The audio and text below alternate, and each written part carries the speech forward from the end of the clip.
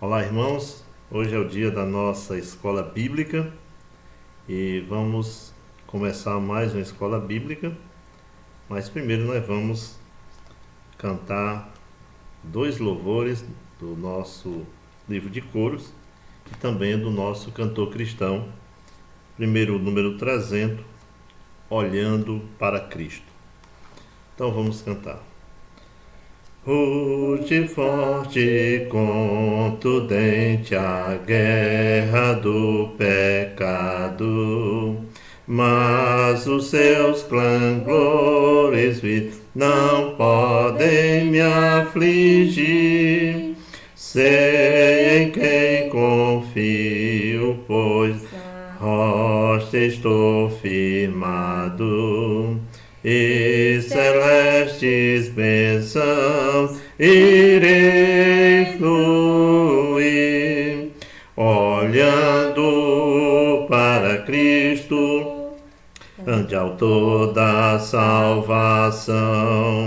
Prossigo, pois avisto soberano galardão de Deus ministro, me revisto no poder do meu Senhor para servi-lo com todo ardor.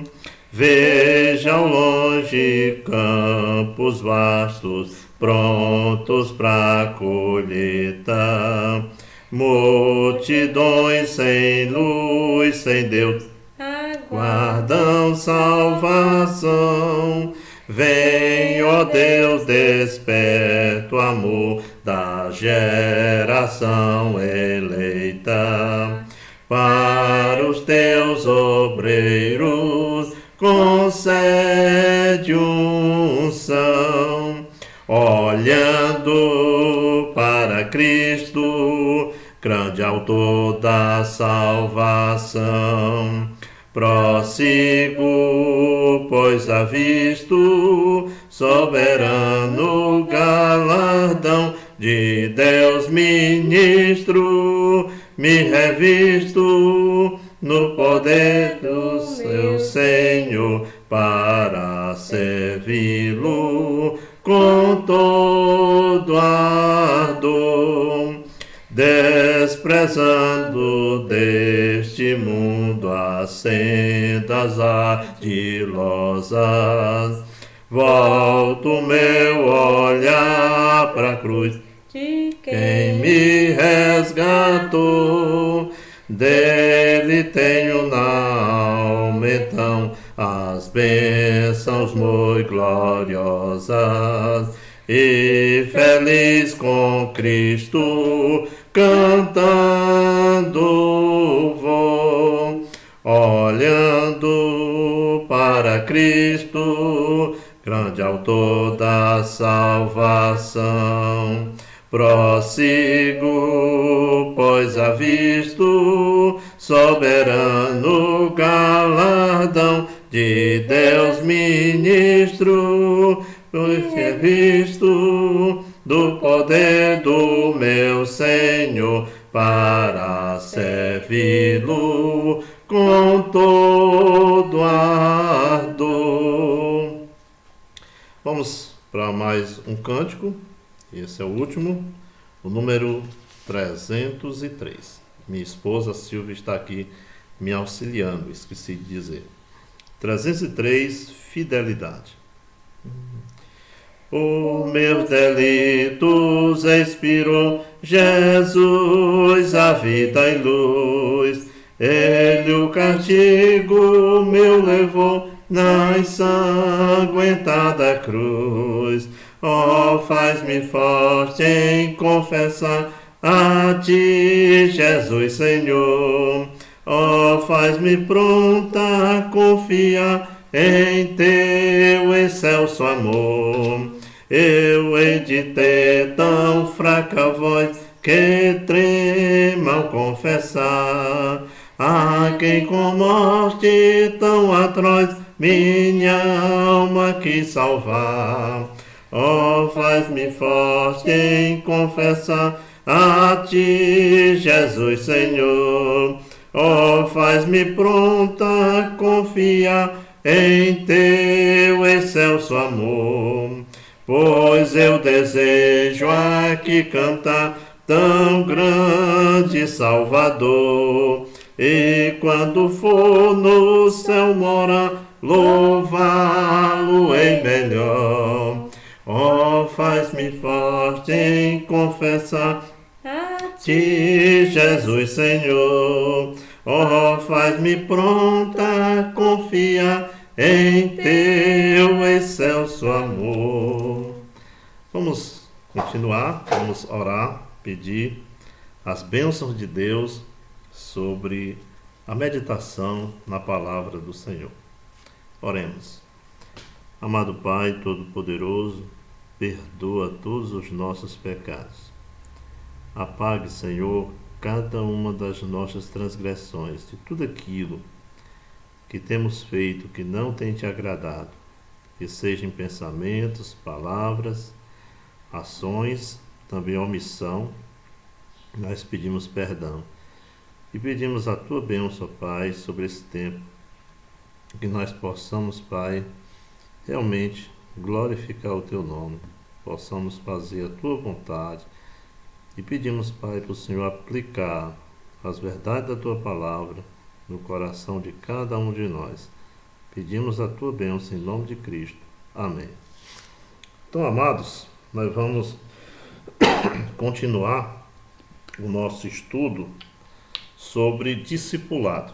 Nós já estudamos a respeito do discípulo como nova criatura, como um soldado, como um atleta. Estudamos na última vez o discípulo, um servo, e hoje nós iremos meditar no tema discípulo, o que carrega a cruz. Discípulo, o que carrega a cruz. A palavra de Deus nos diz no Evangelho de Marcos, capítulo 15, versículo 21, e obrigaram a Simão Cirineu, que passava, vindo do campo, pai de Alexandre e de Rufo, a carregar-lhe a cruz. Marcos 15, versículo 21. Conforme eu falei, iremos abordar esse tema, discípulo, o que carrega a cruz. Mas como ponto introdutório aqui, Jesus, que foi o maior personagem da Bíblia, em 3 anos explicou e ofereceu às pessoas a vida eterna, a salvação. Nós observamos no Evangelho de Mateus que o Senhor Jesus Cristo ia pelas cidades e ele pregava o Evangelho do Reino. Ele tinha compaixão das pessoas, porque eram como ovelhas que não têm pastor. Eram pessoas religiosas que confiavam em suas religiões, e a religião não leva a pessoa a lugar nenhum. Mas Jesus explicou também que iria até a cruz e morreria para que o homem pudesse viver. No Evangelho de João, no capítulo 5, no versículo 24, Jesus diz: em verdade vos digo, quem ouve a minha palavra e crê naquele que me enviou, tem a vida eterna. Não entra em juízo, mas passou da morte para a vida. Então, a pessoa, quando crê em Jesus Cristo, que se arrepende dos seus pecados, antes uma pessoa morta espiritualmente, agora passa a ter vida espiritual, porque agora ele passa a se comunicar com Deus. Agora ele tem a vida eterna. Jesus também convidou a todos os homens a segui-lo e carregar a sua própria cruz. Ele disse: olha, se alguém quiser ser o meu discípulo, vir após mim, a si mesmo deve se negar, tomar a cruz e me seguir, ou seja, seguir a ele de todo o coração. Agora, dentro do nosso estudo, nós iremos observar, queridos, que existem dois tipos de carregadores de cruz. O primeiro tipo, nós observamos aí em Marcos, no capítulo 15, verso 21, que são os convocados. Que eles são convocados, a gente observa esse homem que foi convocado a levar a cruz. Diz assim: e obrigaram a Simão Cirineu, que passava vindo do campo, pai de Alexandre e de Rufo, a carregar-lhe a cruz. Vejam, este acontecimento, irmãos, foi na ocasião em que o Senhor Jesus Cristo estava sendo levado para o monte onde ele seria crucificado. E obrigaram a Simão, o Cirineu, a carregar a cruz do Senhor Jesus Cristo. Então, Simão, o Cirineu, com certeza, era um homem que tinha outras prioridades. Ele vinha do trabalho, um dia exaustivo, um dia muito difícil, a família o esperando, mas eles obrigaram aquele homem a carregar a cruz. Ele foi convocado a carregar a cruz de Jesus, ou seja, uma parte da cruz que era a parte horizontal, porque a parte vertical da cruz ela já estava no local onde o preso seria crucificado. Agora, em Lucas, no capítulo 23, no verso 36, falando a respeito do mesmo assunto, nós podemos aprender dois princípios sobre carregar a cruz. E diz assim, Lucas 23, verso 36: e como o conduzissem, constrangendo um cirineu, veja, aquele homem foi constrangido, chamado Simão, que vinha do campo, vinha do trabalho, puseram-lhe a cruz sobre os ombros para que a levasse após Jesus. Então, neste versículo, eu gostaria de mostrar dois princípios importantes. O primeiro princípio é que Jesus sempre carrega a parte mais pesada da cruz. Jesus, ele carrega a parte mais pesada da cruz. Simão estava carregando ali um pedaço de madeira, a parte horizontal daquela cruz, era pesado, mas o Jesus Cristo, amados, ele estava levando a parte mais pesada, porque ele estava levando os nossos pecados. A Bíblia nos diz, em 1 Pedro, capítulo 3, versículo 18, pois também Cristo morreu uma única vez. Não pode mais repetir. Infelizmente, algumas pessoas, em determinadas celebrações, mesmo de forma simbólica, eles repetem o sacrifício de Cristo. Mas não pode mais se repetir. Foi uma única vez, pois também Cristo morreu uma única vez pelos pecados, pelos nossos pecados. O justo pelos injustos, para conduzi-los a Deus. Então Jesus Cristo estava levando a parte mais pesada, onde ele foi crucificado por causa dos nossos pecados, amados, por causa dos nossos erros. Ele, sendo justo, morreu por pessoas injustas, como eu e você, para dar oportunidade de salvação, para conduzir-nos a Deus. No mesmo livro, em 1 Pedro, capítulo 2, verso 24, diz: carregando ele mesmo em seu corpo sobre o madeiro os nossos pecados, para que nós, mortos para os pecados, vivamos para a justiça, por suas chagas fostes sarados. Vejam, Jesus Cristo, ele foi encravado naquela cruz, mas ele levou sobre si os nossos pecados, e ali ele nos substituiu. Ali ele foi morto em nosso lugar.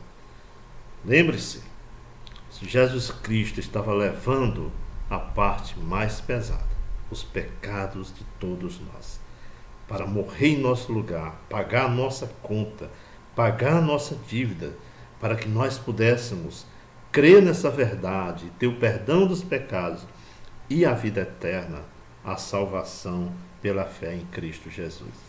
O segundo princípio que nós aprendemos é que Jesus sempre vai à nossa frente, sempre vai à frente. Mesmo que nós tenhamos a cruz a levarmos, os sofrimentos pela causa de Cristo, mas sabe de uma coisa? Cristo vai na nossa frente. Aqui em Lucas 23, verso 36, no mesmo versículo, eu quero destacar o final do versículo, diz como conduzissem, constrangendo um sirineu chamado Simão, que vinha do campo, puseram-lhe a cruz sobre os ombros, para que a levasse após Jesus. Como observamos, Simão estava carregando a cruz após Jesus Cristo.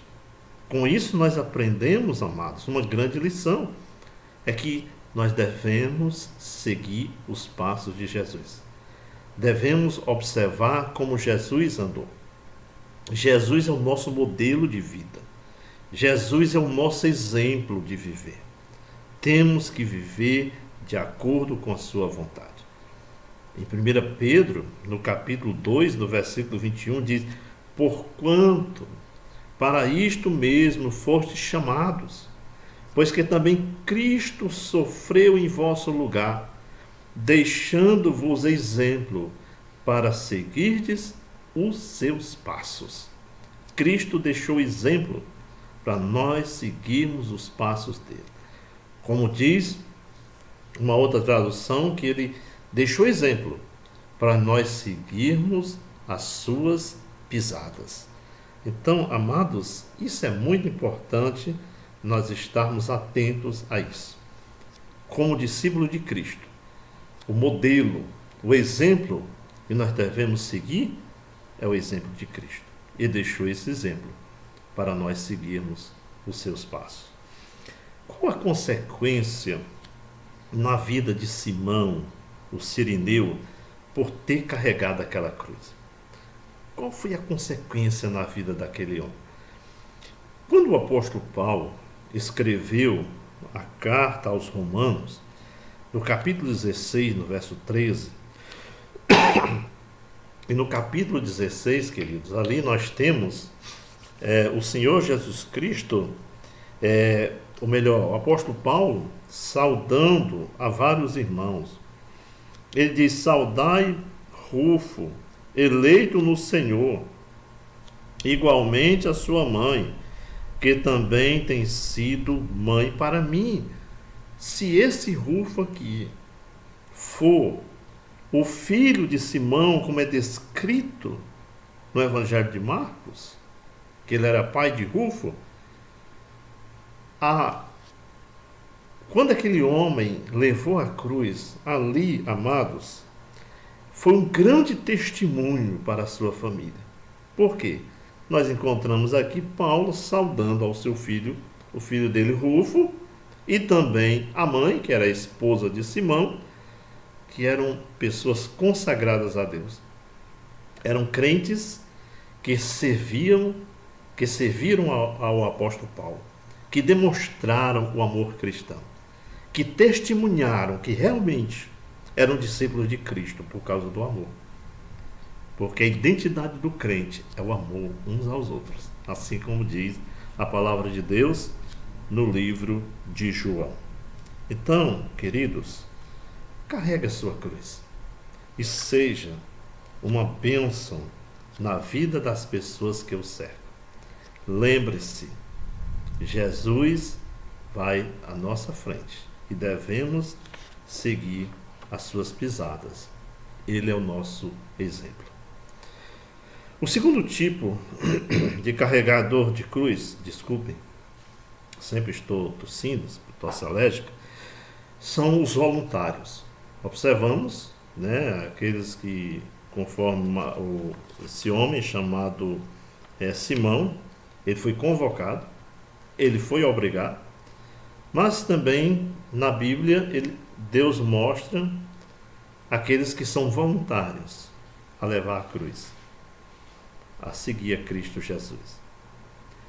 No livro de Mateus, no capítulo 16, versículo 24. Mateus 16 e 24.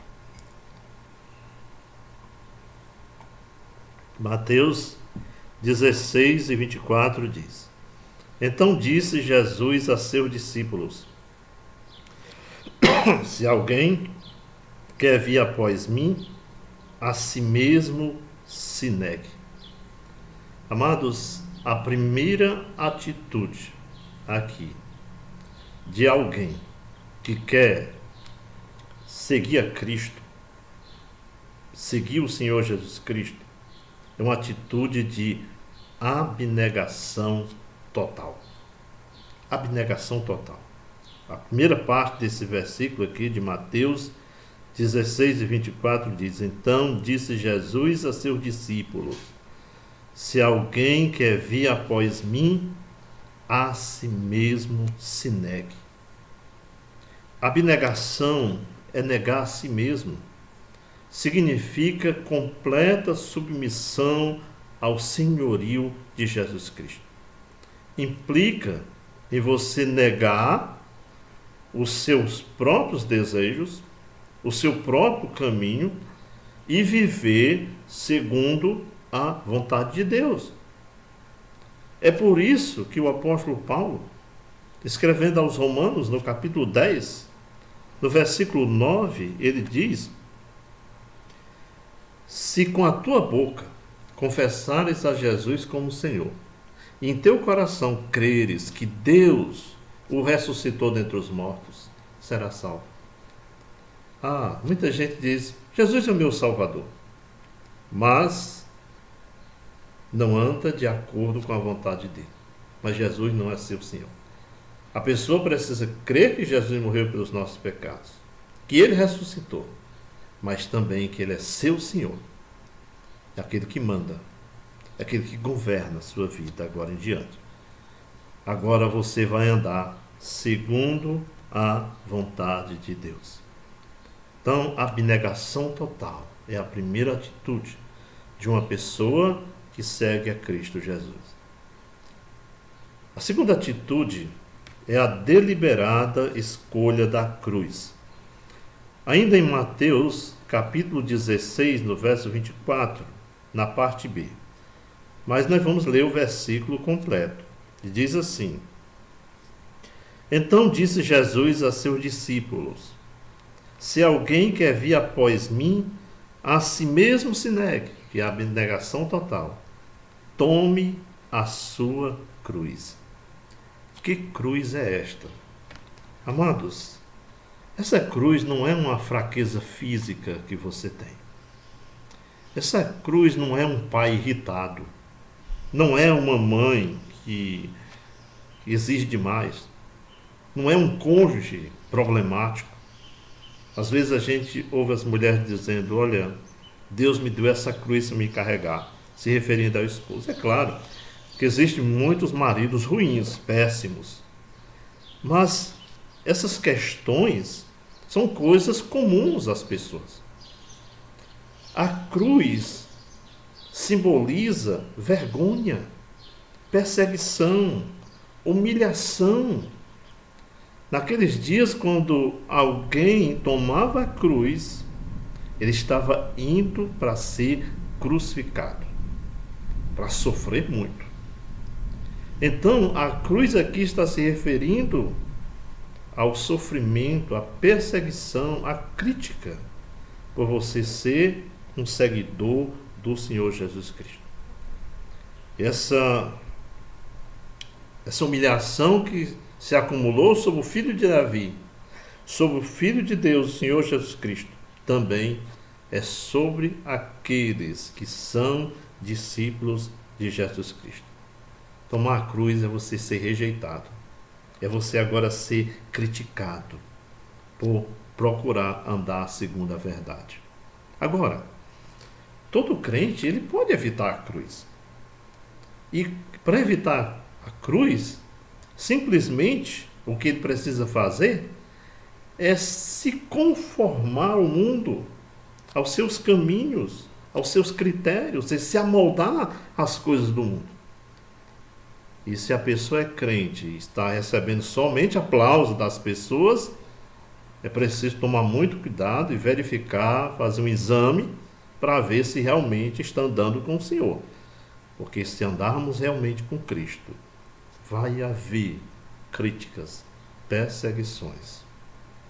Queridos, a terceira atitude que nós precisamos tomar para seguirmos a Cristo Jesus é ser um perseverante seguidor dele. Ser um perseverante seguidor de Jesus Cristo. Ainda no versículo 24, eu vou ler novamente todo o versículo, porque no final aqui está a lição. Desculpem, amados, sempre vou pedir desculpa a vocês por isso. Aqui diz o seguinte: então disse Jesus a seus discípulos: se alguém quer vir após mim, a si mesmo se negue, tome a sua cruz e siga-me. Amados, lendo as Escrituras, nós notamos que a vida de Jesus Cristo foi uma vida de desprendimento, foi uma vida de domínio próprio, de mansidão, de fidelidade, de devoção ao Pai. Então, para sermos discípulos de Cristo Jesus, o discípulo precisa andar como ele andou. Precisa viver como Jesus viveu. E para isso nós temos 4 evangelhos, onde mostra como foi a caminhada de Jesus Cristo aqui na terra. É necessário fazer morrer o eu, como a Bíblia diz, mortificar os desejos da carne, fazer morrer a velha natureza, a nossa natureza adâmica, que continua em cada um de nós, mesmo quando recebemos a Cristo como Senhor e Salvador. A quarta atitude que eu gostaria de compartilhar com os irmãos é, para ser um seguidor de Cristo, o Senhor Jesus, ele deve ocupar o primeiro lugar em nossas vidas. Vamos a outra passagem. Lucas 14. Lucas 14, versículos 25 e 26. Aqui em Lucas 14, versículos 25 e 26, diz: grandes multidões o acompanhavam, e ele voltando-se lhes disse. Uma multidão estava acompanhando Jesus. Só que Jesus não é como alguns líderes atuais que gostam das multidões. Não. Jesus Cristo queria verdadeiros seguidores. Pessoas que seguissem a ele verdadeiramente, de todo o coração. Pessoas arrependidas, humilhadas. Pessoas que tivessem ele como seu Senhor, como seu Salvador. E Jesus, vendo aquelas multidões que estavam acompanhando, ele se virou para elas, para aquelas pessoas, e disse, aqui no versículo 26, se alguém vem a mim e não aborrece a seu pai e mãe e mulher e filhos, irmãos e irmãs, e ainda a sua própria vida, não pode ser o meu discípulo. Agora, não pense aqui que este versículo está mandando você ser uma pessoa maldosa com a sua família. Deus não está mandando você desprezar pai e mãe. Não, de forma alguma. O que Deus está dizendo é que a nossa devoção, a nossa família, deve ocupar uma posição secundária. Nós não podemos, de forma alguma, devotar um amor à nossa família se entra em conflito com aquilo que diz a palavra de Deus.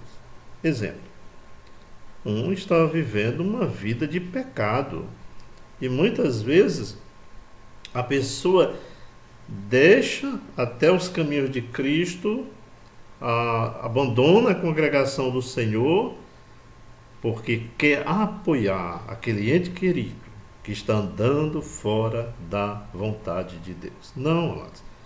Cristo deve ser agora o primeiro lugar em nossas vidas. É Ele que ocupa esse lugar de destaque, de primazia na minha vida e na sua vida. A quinta atitude, amados, para nos tornarmos seguidores de Cristo, é o amor cristão. O amor cristão, como diz o pastor da nossa igreja mãe, ele diz que a identidade do cristão é o amor. Em João 13, versículo 35, diz assim: nisto conhecerão todos que sois meus discípulos, se tiverdes amor uns aos outros. Este é o amor que leva o crente a considerar os outros como superior a ele.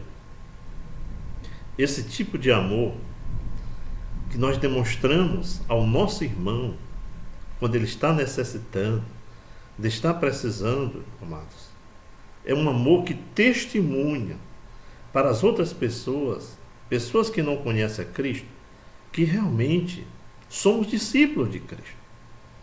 As pessoas veem a diferença em nossas vidas, que somos verdadeiros discípulos de Cristo, quando nós estamos demonstrando este amor cristão aos nossos amados e queridos irmãos, aqueles que também seguem a Cristo Jesus. A sexta atitude, amados, que devemos tomar para seguirmos a Cristo é a obediência constante.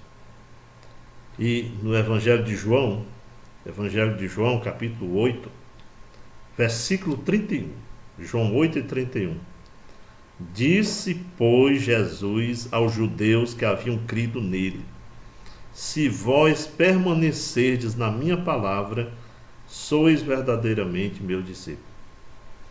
A pessoa é conhecida como discípulo de Cristo se ele permanece em Cristo, andando em obediência à palavra de Deus. Não adianta a pessoa dizer: eu sou um crente, mas tem uma vida totalmente na contramão daquilo que o Senhor Jesus Cristo nos ensina em sua palavra. É no Evangelho de João que nós vamos encontrar uma grande verdade. Deus diz que nós demonstramos que realmente amamos a Deus quando guardamos os mandamentos do Senhor. Como é que eu sei? Como é que uma pessoa sabe que realmente ama a Deus? É quando eu obedeço, quando eu amo ao meu Senhor. E a sétima atitude e última, gostaria de destacar com vocês, é a renúncia total. Renúncia total. Lucas 14, versículo 26.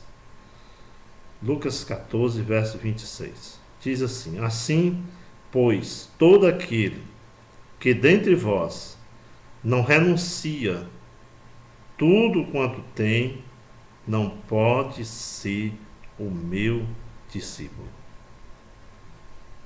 Tem que renunciar. É um dos versículos mais impopulares da Bíblia para muitas pessoas.